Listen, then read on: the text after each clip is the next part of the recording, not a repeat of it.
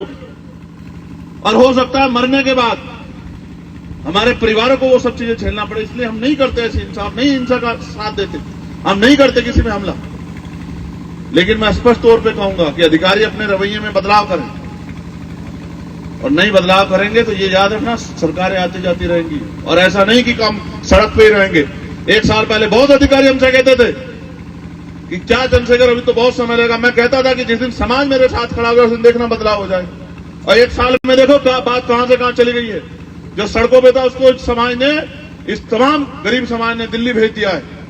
और याद रखना, अगर इनका हाथ ऐसे मेरे सर पे रहा, मौका तो यहां मीरापुर में भी कोशिश की थी हमारे लोगों ने। मैं धन्यवाद दूंगा आप सब लोगों का कि आपने भरोसा दिखाया हम लोगों के ऊपर।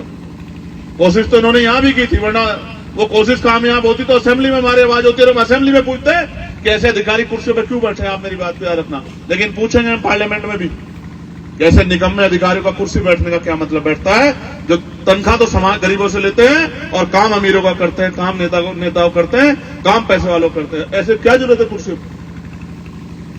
इस व्यवहार को तब्दील नहीं करोगे तो लिखा जाएगा नाम आपका। और जब बदलेंगे सरकारें, मौका मिलेंगी तो ऐसा रगड़ेंगे कि आपको ये रगड़ाई जो है बहुत दिनों तक याद रहेगी। और ये रगड़ाई इसलिए याद रहेगी, इसलिए नहीं कि आपसे कोई दुश्मनी है, इसलिए क्योंकि आपने कुर्सी पे बैठ के काम नहीं किया उन लोगों का जिनके लिए आपको कुर्सी पे बिठाया गया। अब ये मैं समझना कि अनाथ है, अब ये मैं समझना इनको कोई पूछने वाला नहीं है। गलत फहमी दिमाग से निकाल कर रखना। एडमिनिस्ट्रेशन और पुलिस के लोग बिल्कुल मत समझना। जो अच्छे अधिकारी होंगे उनका हम सम्मान करेंगे। और आप जानते हैं पुलिस की जितनी मदद मैं करता हूंगा, इनके साथ परेशानी 8-8 घंटे की ड्यूटी की जगह 24-24 घंटे ड्यूटी, 48 घंटे ड्यूटी करनी पड़ती। मैं अकेला आदमी था जिसने पार्लियामेंट में आवाज उठा के, और एक रिपोर्ट बन रही है अब कि इनको 8 घंटे की ड्यूटी मिले। बहुत सारी चीजें जो मैं नहीं कहना चाहता क्योंकि मैंने एहसान नहीं किया, मैंने अपनी ड्यूटी की। लेकिन पुलिस का रवैया अच्छा नहीं है कि वो एक लाठी सबको हाँकना चाहते हैं। ऐसा नहीं, ये ठीक नहीं, ये नाराजगी है मेरी पुलिस। अच्छे अधिकारी भी हैं, मैं मानता हूं यहाँ अच्छे अधिकारी, और मैं मानता हूं अच्छे अधिकारी को रहते कार्रवाई भी होगी। लेकिन कार्रवाई में, न्याय में देरी भी न्याय को अवरुद्ध करने का काम होता है, न्याय को रोकने का काम होता है। न्याय करने से ज्यादा न्याय दिखना भी चाहिए। मैं हाथ जोड़ के पुलिस और प्रशासन के लोगों से कहूंगा, ऐसा व्यवहार मत करो। इसलिए मत करो कि सोचो कल किसी आपके साथ हो जाएगा तो आप नहीं सह पाओगे, आप नहीं सह पाओगे। अगर आपके बच्चे के साथ हो जाएगा, आपके भतीजे के साथ हो जाएगा, हम तो हर आदमी को, इंसान को अपना परिवार में, आप नहीं सह पाओगे। आप पिस्टल निकाल के घूमने लग जाओगे कि मैं इनको देख लूंगा, वो कर लूंगा, आप नहीं सह पाओगे। हमें सहने की आदत है, हमने सहा, हमें आदत है, हम लंबे समय सहते आ रहे हैं इसलिए हमें आदत है। लेकिन ऐसा नहीं कि हम इसको आदत बना के बैठे हैं। हम इसलिए करते हैं कि ठीक है, कानून व्यवस्था सही रहनी चाहिए। वरना आप देखो, ए बेटे बैठ जा, हम जा, बैठ जा, और बटन बंद कर ले, हवा ना लग जाए। हवा भी लग जाती है, हवा चल रही है ठंडी। इंसाफ अगर मांगने से मिलता तो सबको मिल जाता। शांत हो जाओ, शांत हो जाओ, शांत हो जाओ। अब उसकी तरफ मत ध्यान दो। आप देखो ये कितने लोग हैं, अगर ये सड़क पर निकल जाएं तो क्या कानून व्यवस्था ठीक रह सकती है? आप देखो। और ऐसा नहीं कि हम कमजोर हैं। मैं यहां खड़े होकर चैलेंज करके कहता हूं कि अगर यहां खड़े होकर एक आवाज देकर कहूंगा कि आओ अपने गांव के बाहर आ जाओ, तो आप नहीं संभाल पाओगे। आपको एहसास नहीं है। अगर हम शासन सत्ता में नहीं है तो आप मत समझो कि हम कमजोर हैं। आप ऐसा ट्रीटमेंट नहीं कर सकते हैं गरीबों के साथ। याद रखना मेरी बात को। यहां खड़े होकर कहूंगा, चैलेंज करके कह रहा हूं, जिसको गलतफहमी हो निकाल लो और आओ सामने और कहो कि दिखाओ। देखो यहां से और बिजनौर से लेकर दिल्ली तक अगर आपको नहीं दिखाया कि हम कितनी शक्ति रखते हैं, तब बताना आप नहीं जानते। ये लोकतंत्र और जनता इसमें मालिक है, जनता के हिसाब से चलता है लोकतंत्र। तो समझदारी दिखाओ। और मैं तो कोशिश करूंगा कि ऐसे अधिकारियों पर कार्रवाई हो, क्योंकि मैं तो जानता हूं कि सारे अधिकारी अच्छे नहीं हैं। मैं आपसे भी कहूंगा कि संयम रखो, धैर्य रखना बहुत जरूरी है।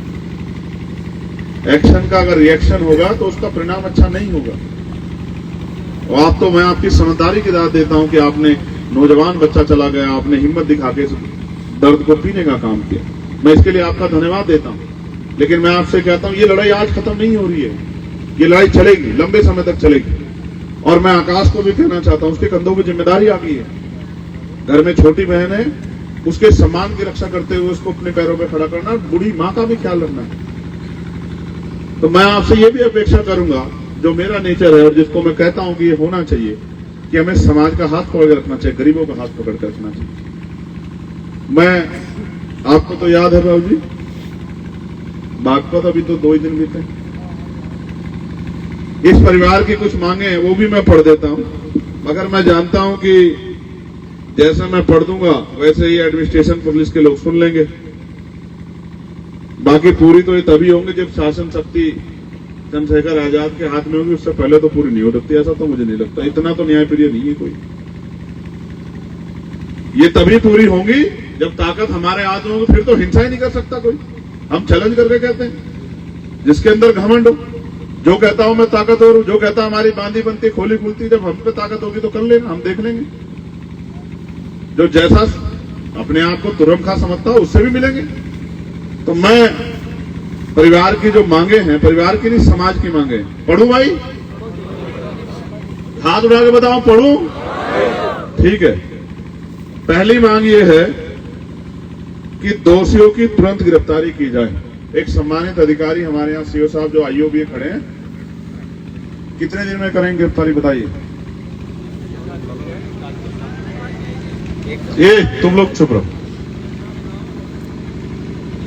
तुम कहो तो मैं रख दूं माइक। तुम लोग बात करना चाहते हो, शांत हो जाओ। बताओ सीओ साहब।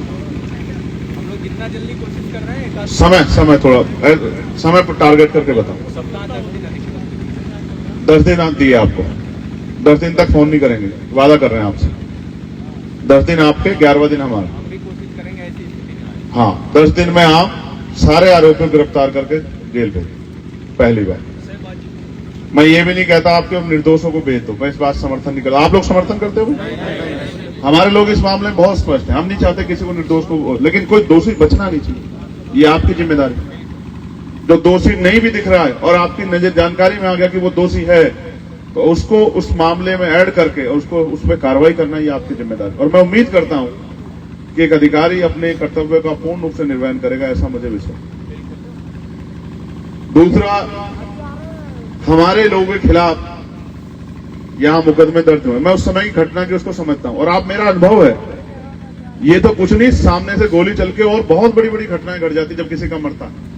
ये बड़ा तकलीफदेह। मैं इसमें भी आपसे अपील करूंगा कि इस मामले का भी आप लोग संज्ञान लें, और हमारी तरफ से आपसे प्रार्थना है कि समय परिस्थितियां थी, बहुत नुकसान नहीं हुआ है, उसी नुकसान के आधार पर कार्रवाई की जाए। ऐसा ना किया जाए कि जिसमें समाज में जो असंतोष पैदा हो जाए, वो अच्छा नहीं। क्योंकि मैं इसका एक प्रथम पहलू भी कह देता हूं कि अगर आपकी पुलिस तत्पर होती और अगर आपके थाना अध्यक्ष से लेके थाने के लोग, क्योंकि जो कुछ होता है पुलिस की निगरानी में होता है, यहां अगर एक मोटरसाइकिल भी इधर से उधर जाती है तो पुलिस की जानकारी में होती, और नहीं होती तो लग जाती। अगर इस तरह का कोई स्ट्रक्चर बन रहा था, क्योंकि एक षड्यंत्र सोचा समझा, और पुलिस का उसका निगाह नहीं है, तो ये भी पुलिस का फेलियर होना तो चाहिए था कि यहाँ के जो एसएचओ है तत्काल, यहाँ के एसएसपी को, उनको तत्काल सस्पेंड करके उनको लाइन हाजिर करना चाहिए था कि तेरे बस का नहीं है ये थाना चलाना, तेरे यहाँ सरेआम मर्डर हो रहे, क्या कर रहे हैं? तत्काल बचाया भी गया, तत्काल कार्रवाई, पुलिस आई, रिस्पॉन्स पुलिस का आई। वापस ला दो, सनी को वापस ला दो, हमसे ले लो, बताओ क्या चाहिए? यही कह रहा हूं, जनता में खाकी का इकबाल मुझ में भी और हर आदमी में रहना चाहिए कि अगर मैं अपराध करूंगा तो बचूंगा नहीं। ये डर खत्म हो रहा है, वो तो नहीं बचेंगे। हाँ, नहीं, मुझे भरोसा, ये भरोसे के साथ ही कह रहा हूं, पीड़ित परिवार के, क्योंकि ये पहली बार नहीं हो रहा है, ये हो रहा है उत्तर प्रदेश में, और मीडिया के साथ ही गवाह है इस बात के, कई जगह भी दी गई है, ये हुआ है उत्तर प्रदेश में, ये गोरखपुर में भी हुआ है, लखनऊ में भी हुआ है। इसलिए जैसा नियम आप बनाओगे वो नियम सभी के लिए होने चाहिए। लेकिन बड़े दुख के साथ कहना पड़ रहा है कि जो सत्ता, जो सरकार जो सत्ता में है, वो नहीं करती आपके साथ न्याय। वो तो थोड़ा सा मौसम बदल गया, वरना आपको याद होगा कि मुख्यमंत्री तो कमजोर वर्ग के लोग, दलित पिछड़ों को अपने दफ्तर में बुलाते थे तो पहले साबुन देते थे कि हाथ पैर धो के नहा धो के तब आना। याद है नहीं याद है आप लोगों को? जिनको आपसे इतना घृणा हो वो आपको न्याय दे देंगे आपको लगता है? इनकी मीठी बातों पे मत जाया करो जब ये आपके यहाँ के मीठी बातें करते हैं कि ये है वो है। समझो, याद रखो इतिहास को कि ये वही मुख्यमंत्री हैं जिन्होंने अपने कार्यालय में गरीब महिलाओं को, दलितों को, पिछड़ों को, गरीबों को अपने दफ्तर में अपने पास बुलाने से पहले साबुन दिलवाए, इनको कहो नहा धो के आए।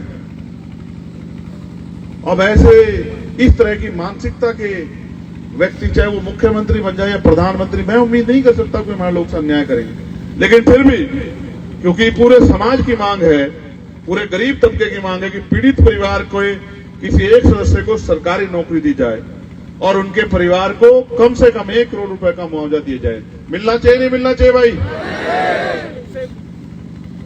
और पीड़ित परिवारजनों को शासन द्वारा सशस्त्र लाइसेंस की व्यवस्था कराई जानी चाहिए। ये तो आपके अधिकार क्षेत्र में अप्लाई पहले ही कहा जा चुका है। ठीक है। जो भी करती है उनको बाकी एक बात मुझसे भी सुन लो यार, सुनाओ। कब तक मुझसे मंगवाते रहोगे सरकारों से कि साहब ये मांग कर लो, ये मांग कर लो, ये मांग कर लो? किसान कितने दिन से बैठे, कौन सुनता है? पढ़े लिखे नौजवान बेरोजगार घूम रहे हैं, भर्तियों में घोटाला, कौन सुनता है? महंगाई ने गरीबों की कमर तोड़ दी, कौन सुनता है?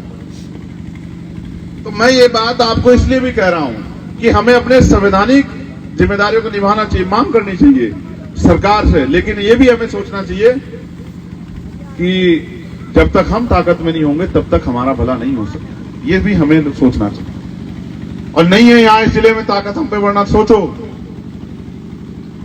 और जानते नहीं जानते हो कि अगर हम पे यहां ताकत होती तो फिर यहां इकट्ठे होना पड़ता क्या? आप लोगों को बताओ, अच्छा ईमानदार से बताओ, अपने दिल पे ऐसे हाथ रखो, यहां रखो सब लोग, बताओ अगर हम ताकत में होते तो क्या आज आपको यहां इतनी बड़ी संख्या में इकट्ठा होना पड़ता क्या? बताओ। तो फिर जिनसे न्याय मांग रहे हो ये आपके दरवाजे पे खड़े होते कि हम आपके साथ हैं, आप बताइए ना क्या मांगे, क्यों भैया को कह रहे हो? आप हमें बता दो ना, भैया पे तो बात तब जाएगी जब हम नहीं होंगे। यही होता। मैं अपनी माओ बहनों का भी धन्यवाद करूंगा जो इतने बड़े पैमाने बैठे। मैं उनसे एक चीज और कहना चाहता हूं, पढ़ो, पढ़ लिख के आगे बढ़ो।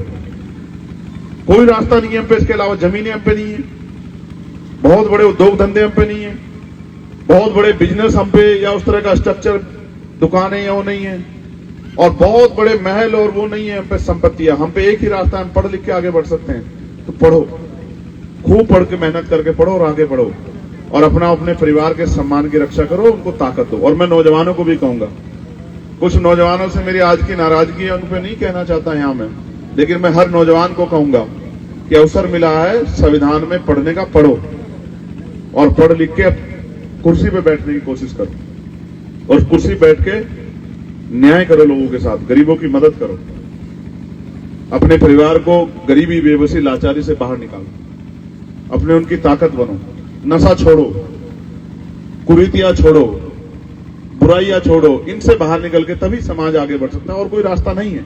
अगर आप सोचो कि 500 रुपए कमाओ और 400 रुपए की, 200 रुपए की, 300 की शराब पी लो, इससे भी बात आगे नहीं बढ़ सकती है। कुछ तो परिवर्तन आपको करने पड़ेंगे। और मैं तो बड़े, ये सुकरताल है, यहाँ इतना बड़ा तीर्थ है हमारा, और बहुत सारे हमारे धर्मगुरु रहते हैं, और यही जाते हो आप लोग, सब लोग जाते हो नहीं जाते हो? और क्या सीख के आते हो कि वहां से आके फिर शराब पीते हो? ये ठीक नहीं है। मैं सबको तो नहीं कह रहा, लेकिन जो लोग इस कर्म में जुड़े हुए हैं उनको कह रहा हूं कि छोड़ो इस बुराई। मैं प्रशासन से, पुलिस के अधिकारियों से मांग करता हूं कि वो अपने कर्तव्य का निर्वहन करें, और हम लोग अपनी तरफ से, भाई 10 दिन का समय ठीक है? हाथ उठा के बताओ। अगर 11वें दिन आंदोलन की जरूरत पड़ी तो चलोगे? पक्का? सोच लो, सर्दी का समय है, बिहार में बच्चे आंदोलन कर रहे थे, लाठियां पड़ी, खा लोगे लाठी? वह नहीं आए, हवा में कह रहे हो, जोर से बताओ, खा लोगे? मैंने भाई तो अप्रैल में खाई थी, मारेंगे भी, अब के फिर खा लेंगे। नहीं, आवाज कम है, जरा जोर से बताओ। नहीं, मरने मारना रास्ता नहीं है। शांत हो जाओ। क्या कह रहे हो? 4 दिन का समय दो, बैठ जाओ, शांत हो जाओ।